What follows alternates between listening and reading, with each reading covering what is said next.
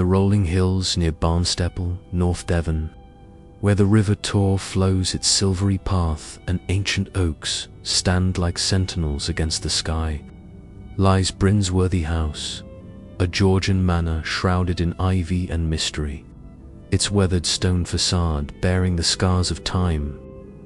Local lore whispers of its haunting by the ghost of Squire Arthur Brynsworthy, a spectral figure said to appear in the drive leading to the house. Astride a white horse and holding a glass of wine, his presence a testament to a life of excess, though some claim the ghost vanished after the fire of 1933. Others insist his spirit lingers in the drawing room, the one chamber spared by the blaze, where his haunt was strongest, an echo of revelry and remorse bound to the manor he once ruled. The tale begins in the early 18th century, during the reign of George I, when Brynsworthy House was the jewel of the estate, its halls alive with the clink of crystal and the laughter of gentry at lavish balls hosted by Squire Arthur Brynsworthy. Born in 1675, Arthur inherited the manor as a young man, his charm and wealth matched only by his penchant for debauchery. A stout figure with ruddy cheeks and a penchant for fine claret, he was known for his wild hunts and wilder parties, often seen galloping down the drive on his white stallion, a glass of wine raised in toast to guests who shared his revels. But beneath the mirth lay a darker streak. His temper flared like wildfire, his debts mounted, and whispers of cruelty toward tenants shadowed his name. In 1715, his excesses caught up with him. During a hunt on a stormy November day, his horse stumbled in the muddy drive, throwing him to the ground where he struck his head on a jagged stone, dying beneath the rain as his glass of wine shattered beside him. Arthur's death was mourned with more relief than grief. His body was buried in the family vault at St. Peter's Church in Barnstaple, but his spirit, bound by a life of unrepentant indulgence, refused to rest.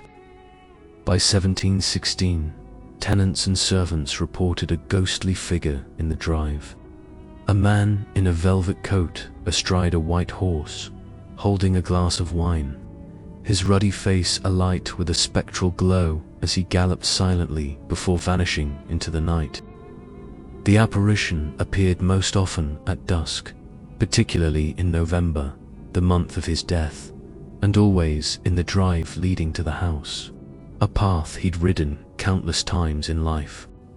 Inside the drawing room, where Arthur had hosted his grandest fetes, became a focal point of unease, with servants hearing laughter or the clink of phantom glasses late at night, the air heavy with the scent of claret and wax.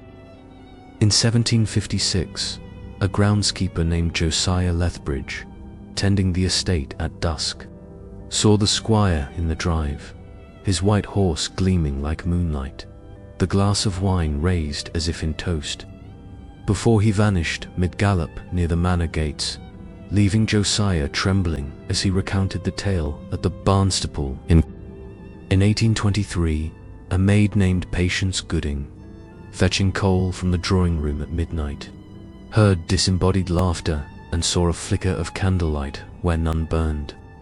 She fled when the scent of claret filled the room, swearing Squire Brynsworthy's ghost had toasted her from the shadows.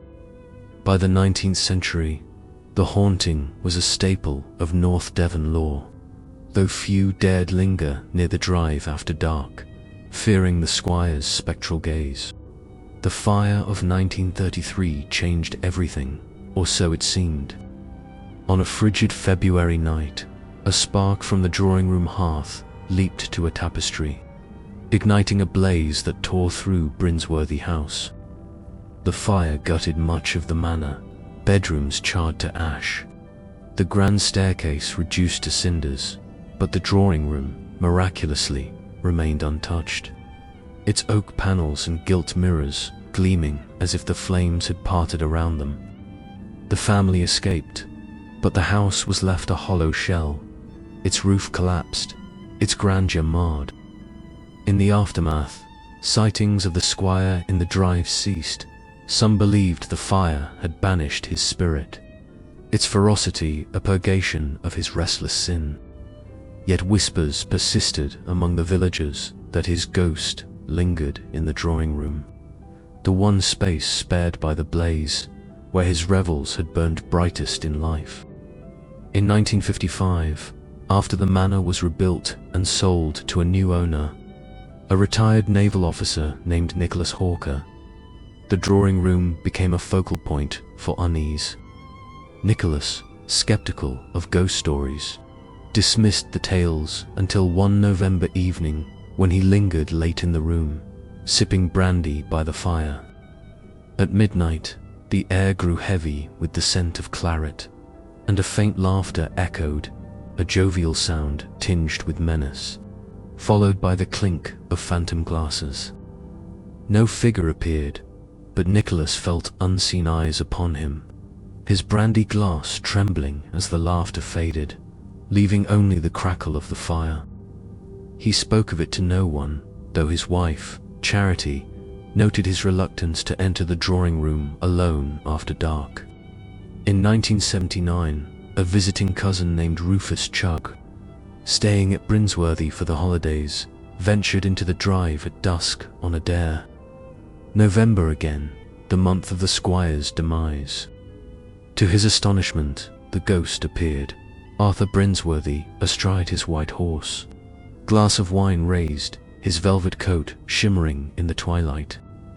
The squire rode silently down the drive, vanishing near the gates, as in the old tales, proving the fire hadn't expelled him entirely.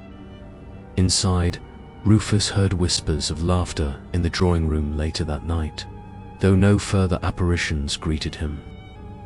In 1995, a housekeeper named Loveday Peirce, dusting the drawing room at dusk, caught the scent of claret and saw a flicker of candlelight where none burned. She fled when a disembodied voice chuckled, "To the hunt," a phrase Arthur was known to bellow in life.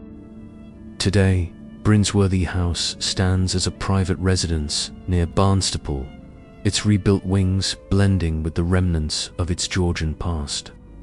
Its drawing room a preserved gem where the fire of 1933 never touched. The drive remains a quiet lane, lined with oaks.